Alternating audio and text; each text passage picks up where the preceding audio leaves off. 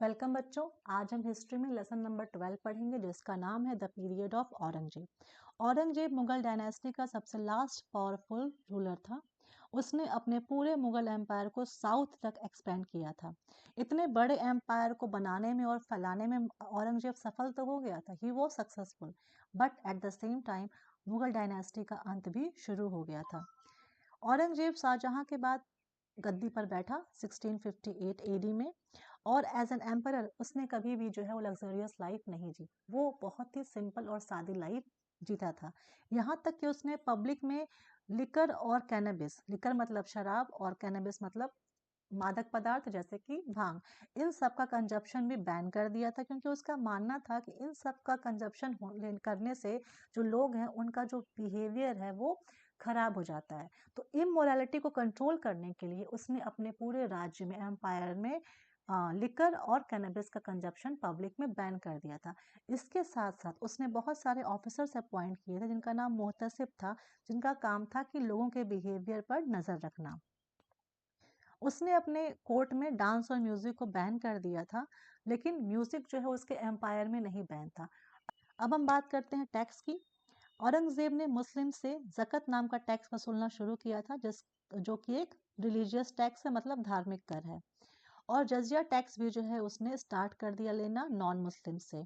गद्दी पर बैठते ही औरंगजेब को बहुत सारी प्रॉब्लम्स फेस करनी पड़ी। जो सबसे बड़ी प्रॉब्लम थी वो थी कि जैसे जैसे औरंगजेब अपने एम्पायर को बड़ा बना रहा था, फैला रहा था, वैसे वैसे जो ऑफिसर्स की संख्या थी वो भी लगातार बढ़ रही थी, और इन ऑफिसर्स को एनफ अमाउंट में जागीर मिल सके, उनको टाइम पे सैलरी मिल सके, इस ये सब प्रोवाइड करना एक बहुत बड़ी रिक्वायरमेंट थी। इसके अलावा अब जो है मुगल एम्पायर को जो है रेवेन्यू भी बहुत कम मिल रहा था, क्योंकि जो जागीरदार थे वो बिल्कुल भी इंटरेस्ट नहीं ले रहे थे अपने एरिया में एग्रीकल्चर को प्रमोट करने के लिए। ये कंडीशन औरंगजेब के लिए बहुत सीरियस थी। ये हो गई हमारी पहली कंडीशन। इस प्रॉब्लम को सॉल्व करने का एक तरीका यही था उस समय कि जो दूसरे स्टेट्स हैं उनको अपने स्टेट में मर्ज कर देना और अपने एम्पायर को और एक्सपेंड करना। और इसी व्यू के साथ, इसी सोच के साथ औरंगजेब ने आसाम के अहोम स्टेट में बीजापुर, गोलकंडा को अपने अंडर कंट्रोल में ले लिया। समय के साथ बार बार बहुत सारे रिवोल्ट्स को सप्रेस करने के लिए औरंगजेब को बहुत सारा पैसा, बहुत सारा समय और बहुत सारी एनर्जी जो है वो वेस्ट करनी पड़ी, स्पेंड करनी पड़ी इन रिवोल्ट्स पर। अब हम सेकेंड रीजन देखते हैं for the decline of Mughal empire. Jats, Bundels, Sikhs, Satnamis और पठान्स जो कि नॉर्थ वेस्टर्न एरिया से आते थे, इनके रिवोल्ट्स को झेलने के अलावा औरंगजेब जो है वो बहुत लंबे समय से राजपूत और मराठास से भी स्ट्रगल में था, उनसे भी जो है ये टक्कर ले रहा था। औरंगजेब और जाट्स के बीच जो स्ट्रगल है वो 1669 में स्टार्ट हुई थी। 1691 में उसने जाट्स को हरा तो दिया था, लेकिन उनके विद्रोह को वो पूरी तरह से दबा नहीं पाया था, और इस वजह से जो जाट्स थे वो अपना विद्रोह कंटिन्यू रखे हुए थे। इसके अलावा जो सतनामीज थे, मेवात के और नौरनौल के, वो भी समय समय पर अपना विद्रोह करते रहते थे। अब थर्ड रीजन हम देखते हैं कि औरंगजेब के टाइम में मुगल्स और सिख्स का जो रिलेशनशिप था वो बहुत ज्यादा खराब हो गया था।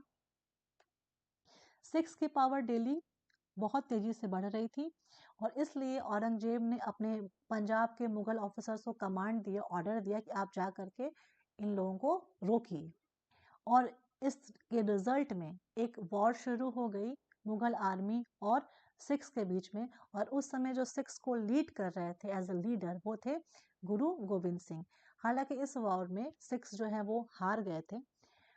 इसके अलावा औरंगजेब को जो है पठान से भी जो है जूझना पड़ रहा था, क्योंकि पठान जो है वो चाहते थे कि वो अपना एक इंडिपेंडेंट स्टेट बना करके उस पर राज करे। वो औरंगजेब के अंडर में या किसी भी एम्पायर, मुगल एम्पायर के अंडर में रूल नहीं करना चाहते थे। इस वजह से वो कॉन्स्टेंटली जो है विद्रोह कर रहे थे। तो औरंगजेब ने इस विद्रोह को दबाने के लिए ट्विन पॉलिसी अपनाई, जिसमें डिप्लोमेसी और ऑपरेशन का इस्तेमाल करके उसने जो है पठान के जो रिवोल्ट थे उसको 1678 में पूरी तरह से खत्म कर दिया। औरंगजेब को राजपूत का भी सामना करना पड़ रहा था। हालांकि जब औरंगजेब गद्दी पर बैठा था, उस समय जो है उसको गद्दी पे बैठाने के लिए बहुत सारे राजपूत सरदार ने हेल्प की थी। इसके बावजूद अब जो है उसका रिलेशनशिप राजपूत के साथ में बहुत ही खराब हो गया था। इसका जो सबसे बड़ा कारण था वो ये था कि औरंगजेब ने जो है राजा जय सिंह और राजा जसवंत सिंह, इन दोनों को जो है अपने दरबार में बहुत ही हाई पोस्ट और मनसब प्रोवाइड की थी। जब मारवाड़ के राजा जसवंत सिंह की डेथ हुई, तो उनके डेथ के बाद इस पोस्ट पे अब कौन उसका उत्तराधिकारी बनेगा, इस बात को लेकर के जंग छिड़ गई। और इसी वजह से औरंगजेब और राजपूत के बीच का जो रिलेशनशिप था वो खराब हो गया, और राजपूत जो है वो औरंगजेब के अगेंस्ट हो गए, और इसका बहुत बुरा असर पड़ा मुगल्स एम्पायर पर। राजपूत के अलावा शिवाजी के साथ भी मुगल्स का जो है वो मुगल आर्मी की टक्कर होती रहती थी। शिवाजी ने बहुत बड़ी बड़ी मुगल आर्मी को जो है कई बार हराया था, और इसके लिए वो जो टेक्निक इस्तेमाल करते थे वो थी गुरिल्ला टेक्निक। शिवाजी राजपूत, जाट्स, सतनामीज, सिख्स, पठान्स, इन सब के अलावा पोर्चुगीज और ब्रिटिशर्स, ये लोग भी जो है औरंगजेब को टाइम टाइम पे जो है परेशान करते थे, इसके लिए प्रॉब्लम क्रिएट करते रहते थे। पोर्चुगीज जो है वो बे ऑफ बंगाल में जो जहाजें थी उसको लूटना शुरू कर दिए, और बांग्लादेश के छत्तोग्राम को जो है अपने कंट्रोल में लेकर उसको अपना सेंटर बना लिया। तब औरंगजेब ने जो है अपनी मुगल आर्मी को वहां पे भेजा और छत्तोग्राम को अपने अंडर में लेने के लिए बोला। इसके अलावा जो वेस्टर्न कोस्ट पे ब्रिटिशर्स थे वो भी वहां पे डिस्टरबेंस क्रिएट कर रहे थे, तो औरंगजेब ने वहां की डिस्टरबेंस को भी जैसे तैसे करके उसको डील करके खत्म किया। अब हम बात करते हैं डिक्लाइन ऑफ मुगल एम्पायर की। औरंगजेब के डेथ के बाद मुगल एम्पायर बहुत तेजी से डिक्लाइन हुआ। सबसे बड़ा रीजन ये भी था कि जो मुगल दरबार था उसमें जो ऑफिसर्स थे, जो मनसबदार थे, जो गवर्नर्स थे, अब वो जो है आपस में लड़ना झगड़ना शुरू कर दिए और षड्यंत्र करना शुरू कर दिए, कॉन्स्पिरेसी करनी शुरू कर दिए। और यही जो है सबसे बड़ा कारण बना मुगल एम्पायर के वीकनेस का। 1739 में नादिर शाह ने जब अटैक किया इंडिया पे, तो उसने जो है उस समय के जो मुगल एम्परर थे मोहम्मद शाह, उनको बंदी बना लिया और दिल्ली को जो है वो खुलेआम लूटा। इस इंसिडेंट के बाद पूरी दुनिया जान गई कि मुगल एम्पायर अब वीक हो चुका है। मुगल पीरियड में ट्रेड और कॉमर्स बहुत डेवलप था, लेकिन अब वो ट्रेड एंड कॉमर्स वाला जो एरिया था वो अब कमज़ोर हो गया, क्योंकि जो ऑफिसर्स थे, जो चीफ थे, वो अब लग्जरियस लाइफ में लिप्त हो गए थे, और इसलिए बहुत ज़्यादा डिस्क्रिमिनेशन, भेदभाव फैल गया था, डिससेटिस्फैक्शन फैल गया था। पूरे प्रशासनिक लेवल पे ऑफिसर्स जो है अब करप्ट हो चुके थे, इसलिए ट्रेड कॉमर्स से अब कोई फ़ायदा नहीं हो रहा था। इस वजह से जागीरदारी सिस्टम में बहुत बड़ी प्रॉब्लम आ गई। जो चीफ्स थे, सरदार्स थे, उनका जो मोटो था वो ये था कि वो जागीर्स को कैप्चर कर लें, ठीक है, जिससे कि उनको बहुत अधिक रेवेन्यू आएगा, और करप्शन अपने हाई लेवल पे था। जब राजा वर्दी होता है, राजा इन्फ्लुएंशियल होता है, पावरफुल होता है, तो उसके अंडर में जो अधिकारी होते हैं वो भी जो है सही काम करते हैं। पर कोई वर्दी एम्परर सही राजा न होने की वजह से जो मिनिस्टर्स थे, जो चीफ्स थे, जो मनसबदार थे, जितने भी अधिकारी ऑफिसर्स थे, मंत्री थे, सब के सब जो है करप्ट हो गए और सब आपस में लड़ना शुरू कर दिए, जिस वजह से मुगल एम्पायर डिक्लाइन हो गया। तो ये भी एक रीजन है डिक्लाइन होने का। इसके अलावा औरंगजेब ने भी जो है अपने पीरियड में बहुत सारी पॉलिटिकल गलतियां की थी, और जो बहुत बड़ी गलतियां थी, जैसे राजपूत और मराठा से दोस्ती करने के बजाय उसने उनसे दुश्मनी मोल ले ली। जब औरंगजेब की डेथ हुई उस समय जो है मुगल एम्पायर साउथ तक फैला हुआ था। साउथ बहुत दूर पड़ता है, तो साउथ के राज्यों को नॉर्थ से बैठ करके कंट्रोल करना बहुत ही मुश्किल था। इस वजह से बहुत सारे साउथ के राज्य जो हैं वो अपने आप को लिबरेट कर लिए। इन सब के अलावा यूरोपियंस का इंडिया में आना, ये भी एक बहुत बड़ा रीजन है मुगल एम्पायर के डिक्लाइन होने का।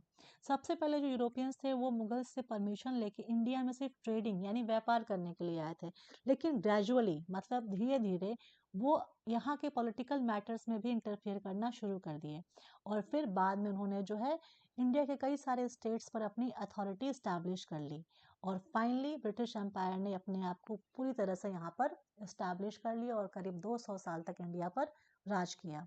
इसके अलावा नादिर शाह और अहमद शाह अब्दाली का इन्वेजन, अटैक, इनकी वजह से मुगल एम्पायर टूट चुका था। नादिर शाह पर्शिया का रूलर था। पर्शिया, आज के समय में उसे ईरान कहते हैं। नादिर शाह को ईरान का नेपोलियन भी कहा जाता है। इंडिया की बहुत ज़्यादा धन संपत्ति को देख के वो अट्रैक्ट हुआ था और उसने इंडिया पर जो है 1739 में अटैक किया। उस समय यहाँ के जो मुगल एम्परर थे वो मोहम्मद शाह थे। उसने अटैक करके इंडिया को लूटा और लूटने के बाद उसने जो है बहुत सारी प्रीशियस चीज़ें जैसे कि कोहिनूर डायमंड और तख्ते तौस को अपने साथ लूट करके ले गया। आज के समय में जो कोहिनूर डायमंड है वो ब्रिटेन की क्वीन के क्राउन में लगा हुआ है। अब हम बात करते हैं main reasons of decline of Mughal emperor. जो फर्स्ट रीजन है वो ये है कि जो सक्सेशन के लिए लड़ाइयाँ होती थी उनमें जो है बहुत ज़्यादा पावर और वेल्थ दोनों का ही खर्चा होता था। दूसरा था कि जब एम्परर की वीकनेस की वजह से जो गवर्नर्स थे वो अपने आप को पावरफुल समझने लगे और पावरफुल कर लिया और एम्परर के खिलाफ ही रिवोल्ट कर दिया, बगावत कर दी। जिस समय मुगल एम्पायर ख़त्म हो रहा था उस समय मुगल एम्पायर की ट्रेजरी में बहुत ज़्यादा पैसा नहीं था, जिस वजह से ऑफिसर्स को सैलरी देने में दिक्कत आ रही थी और इसी वजह से जागीरदार जो हैं वो लड़ाइयाँ लड़ रहे थे अपने सरदारों के साथ में। मुगल्स ने हमेशा से बहुत ही लग्जरियस लाइफ जी है और लग्जरियस लाइफ को मेंटेन करने के लिए बहुत ज़्यादा पैसा बहाया। इस वजह से उनका जो है सोशल और मोरल दोनों ही डिक्लाइन हो गया, पतन हो गया। ये सब रीजन्स है मुगल एम्पायर के डिक्लाइन होने के 18th सेंचुरी में। इस तरह से आपका ये चैप्टर यहाँ पर ख़त्म होता है। Thank you.